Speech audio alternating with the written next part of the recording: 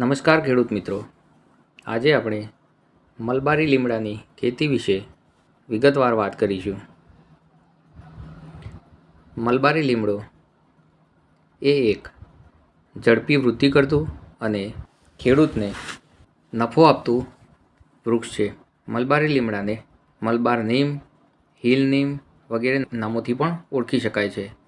તેમજ તેને મિલિયા ડુબિયા તરીકે પણ ઓળખી શકાય છે.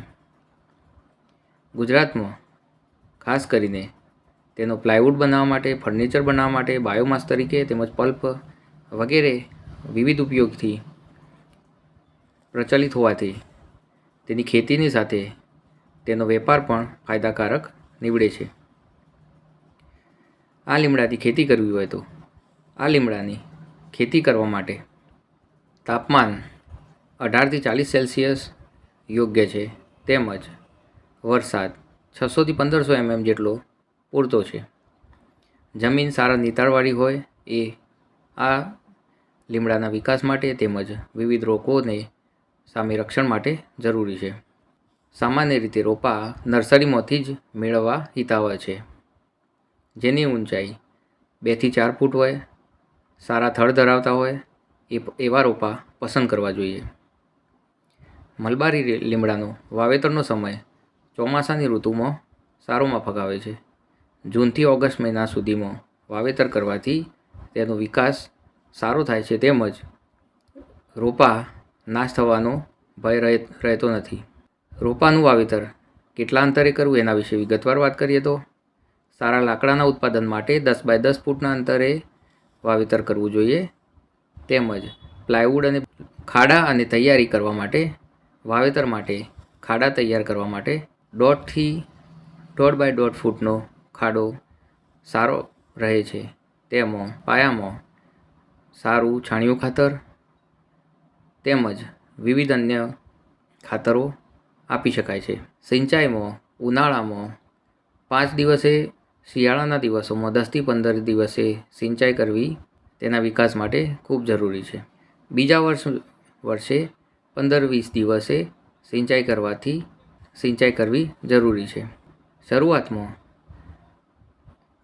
આ છોડની કેળવણી, આ ઝાડના છોડ વ્યવસ્થિત વિકાસ માટે તેના છોડની કેળવણી કરવી ખૂબ જરૂરી બને છે. જેના માટે સાથે વ્યવસ્થિત કોહવાયેલું છાણિયું ખાતર આપવું જરૂરી છે. વાવેતર બાદ તેનું નિંદામણ કરવું તેમજ ખેતરને સાફ સફાઈ કરવી જરૂરી છે.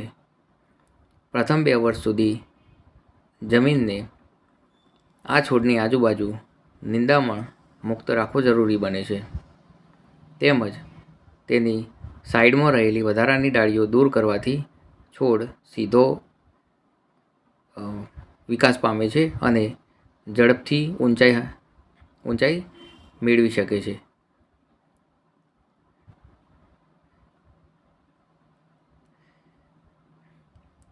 આ મલબારી લીમડાને જીવાતથી બચાવવા માટે પાંદડા ખાવાવાળી ઈયળની સમસ્યા હોય તો ઈયળનું નિયંત્રણ કરવું જરૂરી બને છે.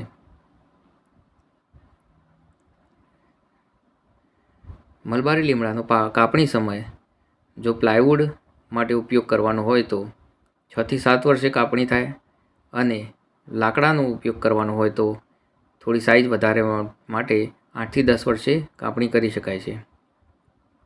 હવે આપણે ઉત્પાદન અને આવક વિશે વાત કરીએ તો એક વૃક્ષમાંથી આશરે 10 થી 20 ક્યુબિક ફૂટ લાકડું મળી રહે છે. જેમાંથી 1 એકરમાં 5 થી 8 વર્ષમાં સારી એવી આવક મેળવી શકાય છે. જેમાં મલબારી લીમડાનું વેચાણ પ્લાયવુડ ઉદ્યોગમાં, પેપર મિલમાં, ફર્નિચર તેમજ બાયોમાસમાં વિવિધ જગ્યાએ ઉપયોગ થતો હોવાથી તેના વેપારીઓની માંગ પણ સારી રહે છે. તો ખેડૂત મિત્રો, બહુવર્ષાયુ ખેતી માટે મલબારી લીમડાની ખેતી ખૂબ સારી અને ફળદાયી નીવડે છે. તેમજ ઓછા ખર્ચે સારું એવું ઉત્પાદન મળી રહેતું હોવાથી વધુ આવક મેળવી શકવા માટે મલબારી લીમડાની ખેતી ફાયદાકારક છે. તો ખેડૂત મિત્રો વધુ માહિતી માટે અમારી ચેનલ સાથે જોડાયેલા રહો, લાઇક કરો, સબસ્ક્રાઈબ કરો તેમજ શેર કરો. આભાર. Thank you.